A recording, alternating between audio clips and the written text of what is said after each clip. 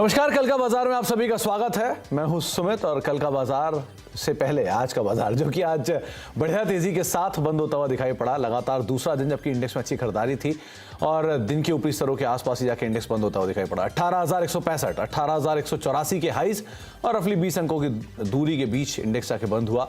लेकिन आज जो तेजी थी वो फ्रंट लाइन इंडेक्स में थी। मिड कैप स्मॉल कैप में मिड कैप तेजी में था, लेकिन स्मॉल कैप बहुत ज्यादा फायरवर्क नहीं दिखा रहा था। इसलिए एडवांस डिक्लाइन के लिहाज से आप देखेंगे तो 1400-1500 शेयर तेजी में और महज 1300, 1350, रादर 1400 के करीब शेयर ऐसे थे जो कि बिकवाली के साथ आज कामकाज करते हुए दिखाई पड़ रहे थे। हमारे साथ आशीष बहेती जी मौजूद हैं पुणे से, जिनसे हम बातचीत करेंगे मार्केट्स को लेकर, सवालों पर चर्चा करेंगे और साथ ही साथ उनका एक व्यू भी लेंगे हम मार्केट्स को लेकर भी। लेकिन आशीष जी से बातचीत करने से पहले दो तरीके, यानी कि अगर आप इस कार्यक्रम का हिस्सा बनना चाहते हैं तो आप हमारे साथ जुड़ सकते हैं। हमारा व्हाट्सएप नंबर आपकी स्क्रीन पर है 7045220000 और साथ साथ सोशल मीडिया के जरिए भी आप हमारे साथ जुड़ सकते हैं। इसके अलावा एक और नंबर जो बाजार बंद होने के बाद आया वो आया FII-DII का, जहां पर आज FII की तरफ से बिकवाली का आंकड़ा है, लेकिन DIIs की तरफ से करीब 1200-1250 करोड़ रुपए के आसपास की खरीदारी का नंबर देखने को मिला। 319 करोड़ रुपए के आसपास की बिकवाली FIIs की तरफ से देखने को मिली। आशीष जी नमस्कार, स्वागत है कार्यक्रम में। बाजार जिस जगह पे क्लोज हुआ ये रेंज का अपर एंड है।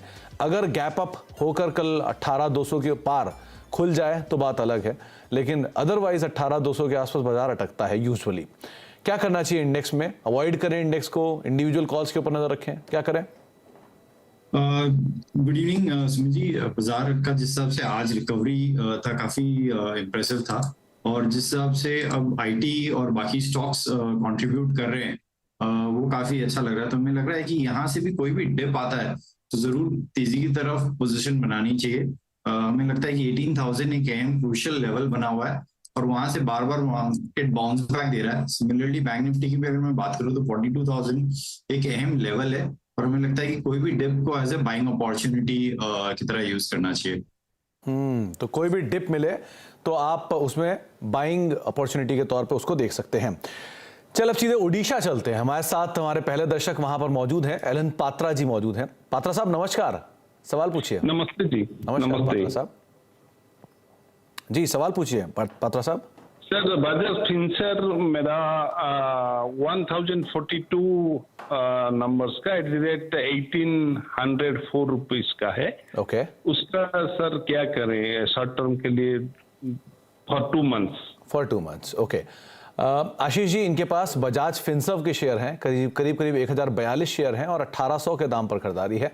सो फार 450 रुपए पर शेयर घाटा है। नजरिया 2 महीने का है, क्या करें? जी सुमित जी, काफी बहुत ज्यादा अंडर परफॉर्मेंस दिखाया है स्टॉक में और जिस हिसाब से ओवरऑल मार्केट में ये लीडर की तरह हमेशा रहता था, अभी जो अंडर परफॉर्मेंस है वो काफी सीवियर है। हमें लगता है कि यहाँ पे स्ट्रिक्ट स्टॉप लॉस जरूर मेंटेन करना चाहिए। अगर हो सकता है तो थोड़ा सा यहाँ पे ऐड करे सो दैट इनकी होल्डिंग कॉस्ट कम हो जाए। जनरली मैं ये सलाह नहीं देता हूँ कि नीचे की तरफ एवरेजिंग करने के लिए, बट कंसिडरिंग बजाज फिंसर्व जैसी कंपनी है इसलिए सलाह है। हमें लगता है कि इन्हें यहाँ से 1300 का एक एसएल लगाकर स्ट्रेट में बने रहना चाहिए। 1300 का एक स्टॉप लॉस, फर्दर पोजीशन आप ऐड करें, बने रहें, ये आपको राय रणनीति बताई गई है आशीष जी की तरफ से। ऋषि राज हमारे साथ मौजूद हैं जोधपुर से बातचीत करने के लिए। राज साहब नमस्कार, क्या सवाल है आपका? नमस्कार, मेरा सवाल ये है कि मेरे पास में अडानी विलमार्ट मैंने 667 रुपए में लिया है। 100 शेयर है मेरे पास में। शॉर्ट टर्म के लिए मैंने 2 या 3 महीने के लिए मैंने ये इन्वेस्टमेंट करा है, तो अभी इसका प्राइस काफी टूटा हुआ है। आप सजेस्ट करें कि मुझे क्या करना चाहिए? ओके आशीष जी, सवाल अडानी विल्मर पर है। करीब 100 रुपए की खरीदारी से नीचे है ये। इसमें 2 महीना 1 महीना ही दे सकते हैं, छोटी अवधि के लिए खरीदा था इन्होंने। अभी क्या करें? नंबर्स अवेटेड है। Q3 अपडेट तो अच्छा था, अब देखते हैं नंबर्स कैसे रहेंगे, तो क्या करना चाहिए इन्हें? जी सुमित जी, थोड़ा सा स्टॉक प्रेशर में है, जबकि बाकी एफएमसीजी में हमने देखा कि ऑफ लेट बाइंग चालू हो गई है, बट एक कमोडिटी प्ले के जैसा अडानी विल्मर को कंसिडर किया जाता है तो एफएमसीजी की रैली में कंट्रीब्यूट नहीं कर पा रहा है। हमें लगता है कि एक एसएल लगाकर इसमें बने रहे। जो इसे एसएल मेंटेन करना है इनमें, इनको हुआ है 540 का, लेकिन कोई पुल बैक आता है तो एक बार एग्जिट करने की सलाह है अडानी विल्मर से। तो कोई भी पुल बैक मिले तो आप एग्जिट कर जाएं, ये आपको राय दी गई है। दिल्ली चलते हैं, हमारे साथ राहुल जी मौजूद है वहां बातचीत करने के लिए। राहुल जी नमस्कार, सवाल पूछिए। राहुल जी, आप सुन पा रहे हैं? चलिए शायद राहुल जी, आवाज आ रही है आपको मेरी? जी सर, आवाज आ रही है। जी, सवाल पूछिए अपना। सर मेरे पास रिको ऑटो के 1010 शेयर है। ओके। 59 रुपीज 60 पैसे पे। चलिए, बहुत बढ़िया दाम पे खरीदारी मैं है। जानना चाह रहा हूँ कि अब मुझे क्या करना है। मेरा जो व्यू है वो 6 मंथ्स के लिए है। चलिए, आशीष जी, 33 रुपए पर शेयर का मुनाफा है, 1000 शेयर है। क्या पार्शियल प्रॉफिट बुक करके रिमेनिंग पोजीशन में बने रहें या बने रहें, क्या करना चाहिए ना?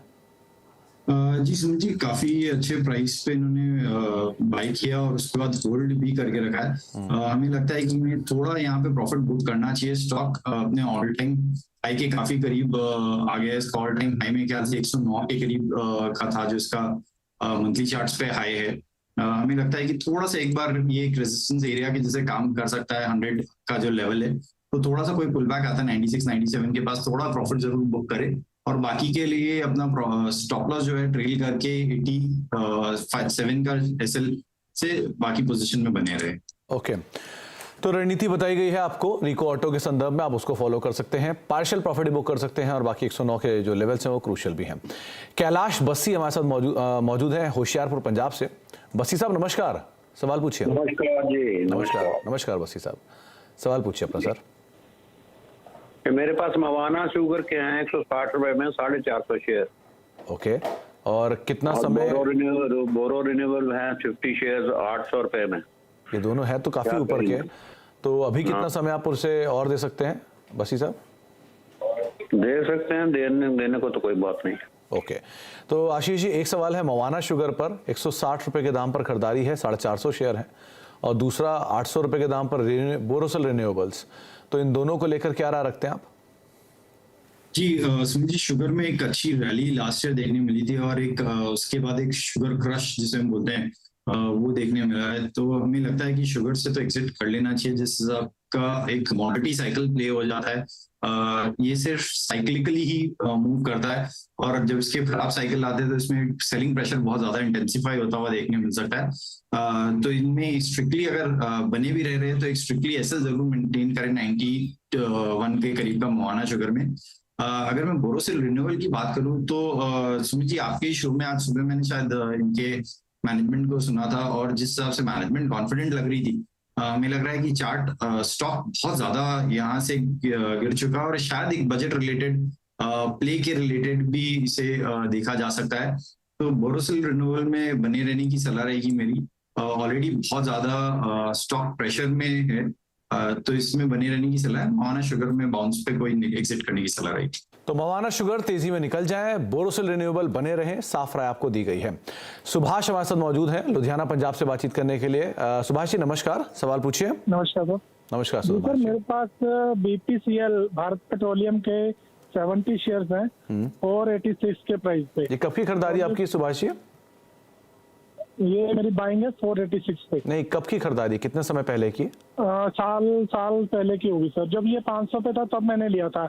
एवरेज प्राइस करके 486 पे आया हुआ। तो आपको डिविडेंड भी आया होगा ना वो 51 रुपए वाला? हाँ आया था सर। तो आपकी कॉस्ट तो कहीं और घट गई होगी, करीब 430 रुपए के आसपास कॉस्ट होनी चाहिए फिर तो आपकी। हाँ हो सकता सर।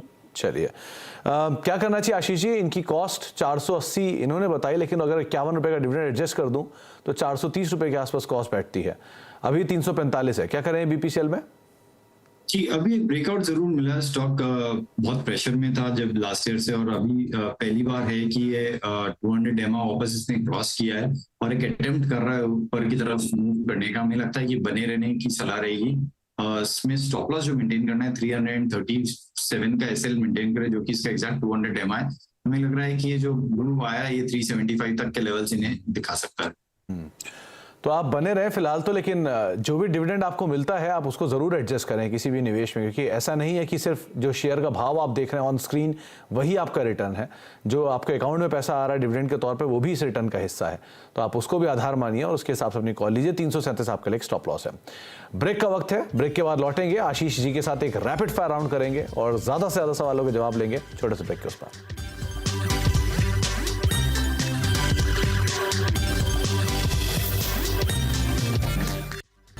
आप देख रहे हैं कल का बाजार और हमारे साथ आशीष बहेती मौजूद हैं जो कि आपके सवालों के जवाब दे रहे हैं। और अब आशीष जी के साथ एक फटाफट रैपिड फायर राउंड करते हैं। ज्यादा से ज्यादा सवालों को सोशल मीडिया के जरिए जो हमारे पास आ रहे हैं उनको शामिल करने की कोशिश करते हैं। शुरुआत करता हूं आशीष जी कुछ सवालों के साथ। जो सबसे पहला सवाल मेरे पास आया है वो है टाटा स्टील को लेकर। पराग जी का सवाल है, उनके पास 2360 शेयर हैं 114 रुपए के दाम पर। क्या करना चाहिए, क्या टारगेट वो एक्सपेक्ट करें?